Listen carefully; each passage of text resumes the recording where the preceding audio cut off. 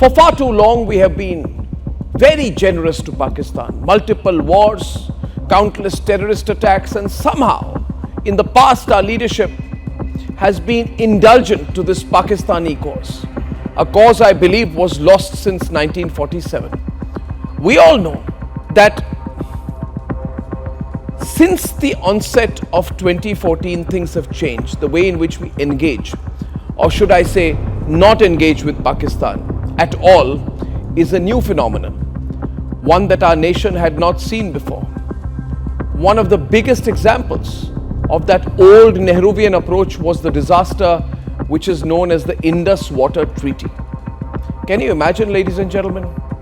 6 rivers in total, 4 of them originating in India.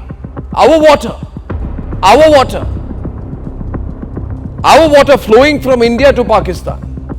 And yet, we got 20% of the water share, while these Pakistanis, they took 80% of our water from these rivers. Due to the genius of Prime Minister Jawaharlal Nehru, who practically gave it away to Field Marshal Muhammad Ayub Khan. You know what they wrote in the preamble of this treaty? Pandit Nehru wrote, this treaty is based on, quote unquote, a spirit of goodwill and friendship. Fact is, as we all know, Nehru was a weak man, and weak people cannot negotiate.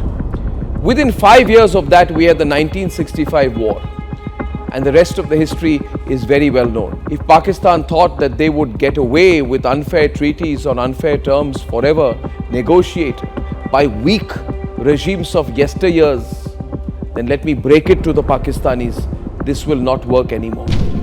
Since the inception of the treaty, let me tell you, ladies and gentlemen, since the inception, Pakistan has done nothing but viciously weaponize this goodwill gesture against us. First of all, we should have no goodwill to Pakistan. They don't deserve it. And they certainly don't deserve any goodwill gestures, because these Pakistanis have systematically targeted every project of India on Indian rivers, rejected all efforts of a neutral panel investigations to come to consensus, and instead dragged India to the courts of arbitration globally on their whims and fancies about the interpretation of the treaty, which was already heavily tilted in their favor. I mean, think about it. A weak Nehru tried to do them a favor, and they are hitting us back with it. I still remember when Prime Minister Narendra Modi spoke after Pulwama that water and terror cannot flow together. The entire lobby wanted to challenge him, saying that Nehru's treaty is airtight with no exit clause.